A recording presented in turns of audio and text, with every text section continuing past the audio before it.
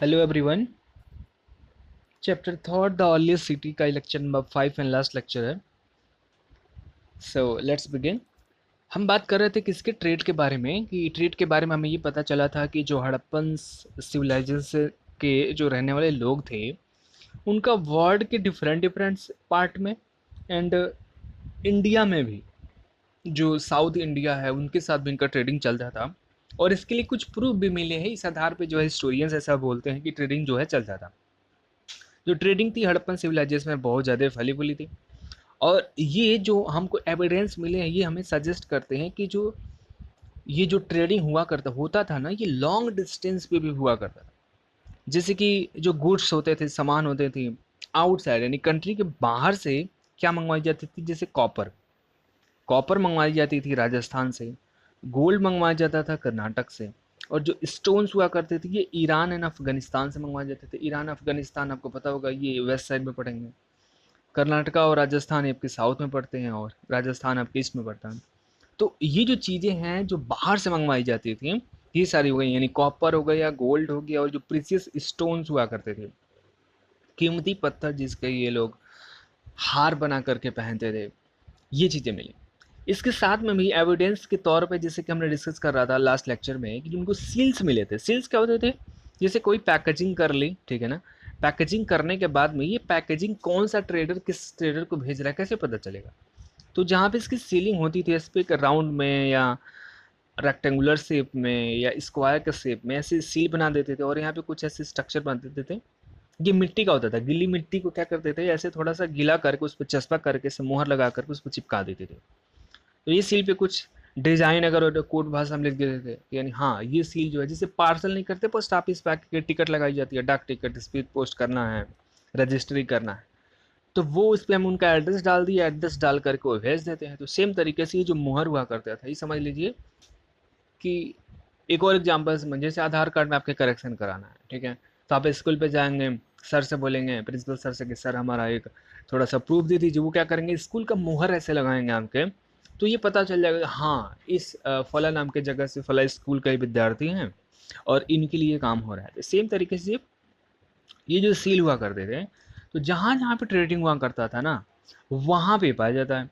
तो एक जैसे इंडिया में सिविलाइजेशन चल रही थी, इंडस वैली सिविलाइजेशन, तो इसका जो सील है, इसका जो सील था, ये हमको मेसोपोटामिया से मिला है.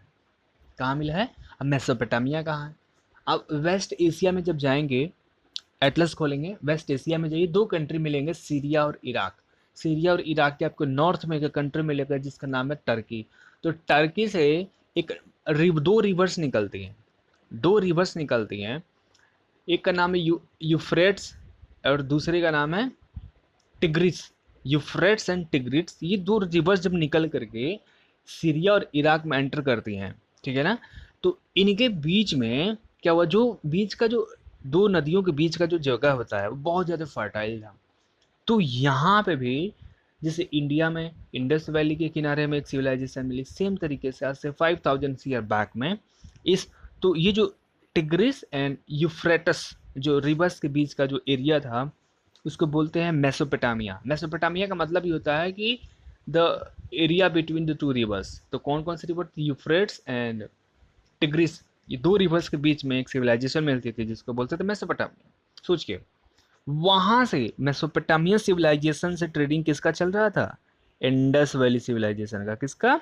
Indus valley civilization. यानी मेसोपोटामिया के जो सील है हमको इंडस वैली में मिले हैं और इंडस वैली के जो सील है मेसोपोटामिया में मिले हैं. तो क्या पता चल रहा है, बिना लेके, अगर कोई लेके जाएगा वहां तभी मिलेगा. तो सिंपल से इसका लॉजिक यह निकला कि हाँ दोनों जगह से ट्रेडिंग हुआ करती थी. अब कुछ जो स्टेट्स थे, स्टेट कह रहे हैं, जो प्लेसेस मिली हैं वो इंडिया में भी मिले. तो इंडिया में गुजरात है स्टेट आपका, वेस्टर्न इंडिया में.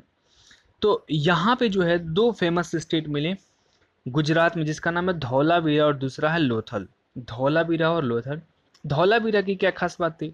धौलावीरा की खास बात ये थी कि अब धौलावीरा जो है डेजर्ट के साउथ में पड़ रहा है, और डेजर्ट के साउथ में पड़ने के बाद जो खंबात की खाड़ी है आपका, बे ऑफ खंबात है, गल्फ ऑफ खंबात है, ठीक है, गल्फ ऑफ खंबात हो गया. तो वहाँ पे इस प्लेस के होने की वजह से क्या हो गया कि यहाँ जो है फ्रेश वाटर की मौजूदगी मिली, और यहाँ का जो सॉइल था फर्टाइल था.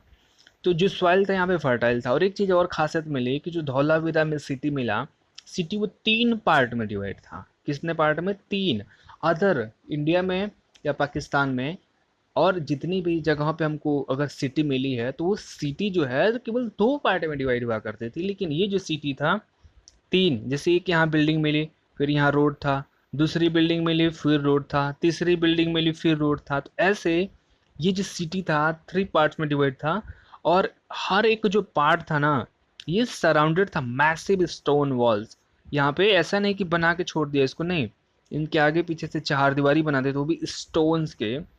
और उसमें एक गेट भी हुआ करता था, नहीं गेट हुआ करता था, कुछ गेट से ही इंटर करना, बाकी जो दीवारें थी ऊंची ऊंची थी कोई एंटर नहीं कर पाएगा। तो धौलावीरा को किस बात के लिए याद करेंगे कि यहाँ की जो सिटी मिली वो कितने पार्ट में डिवाइड थी? 3 पार्ट्स में। दूसरा, और ये मिला कहाँ से? गुजरात से। जो लोथल में हमको हड़प्पन सिविलाइजेशंस के एविडेंस मिले, तो ये सबसे ज़्यादा क्या खास बात थी कि जो लोथल था ना, ये अरेबियन सी के कोस्ट पे है। तो कोस्ट पे होने का मतलब कि कोस्ट पे होने का मतलब ये होता है सिंपल सा कि यहाँ पे क्या होता होगा? ट्रेडिंग होता होगा। जैसे नाव से बैठ करके आप साउथ ईस्ट एशिया निकल गए या फिर वेस्ट एशिया निकल जाएंगे, यूरोप निकल जाएंगे। यानी आप ये बोल सकते हो कि लोथल जो था एक पोर्ट था, बंदरगाह था, जहाँ से जो इंटरनेशनल ट्रेडिंग हुआ करता होगा। तो यहाँ पे बहुत सारी चीज़ें बनाई भी जाती, जैसे स्टोन्स हो गए, सेल्स हो गए, मेटल्स के बर्तन बनाए जाते थे। ये सारी चीज़ें जो है वहाँ पे बनाई जाती थी। और लोथल एक और बात के लिए, किस बात के लिए फेमस? कि वहाँ से इंटरनेशनल ट्रेड हुआ करता था और एक पोर्ट था। दो और प्लेसेस के बारे में मैं बता देता हूँ। एक था रोपर, रोपर ये आपको पंजाब में मिला है। और एक है कालीबंगा, काली, ये वैसे मैंने फर्स्ट लेक्चर में सारे जगहों के बारे में डिस्कस कर दिया था, यहाँ से थोड़ा सा रिवीजन करा दे रहे हैं। कालीबंगा हमको राजस्थान से मिला था, ठीक है ना। तो ये प्लेसेस थी कुछ। तो ये जो इंडस वैली सिविलाइजेशन था, हमने देखा बहुत ज़्यादा इनका डेवलपमेंट हुआ था, बहुत ज़्यादा मात्रा में सिटी थे, यहाँ पे अच्छी खासी ट्रेडिंग हुआ करती थी, एग्रीकल्चर भी ठीक ठाक था। आखिर ये ख़त्म क्यों हो गया? आखिर ये ख़त्म कैसे हो गया? और ये जितनी बड़ी बड़ी सिटी थी, एक एक अचानक से ये ज़मीन के नीचे कैसे चली गई? तो इसका डिक्लाइनेशन कैसे हो गया?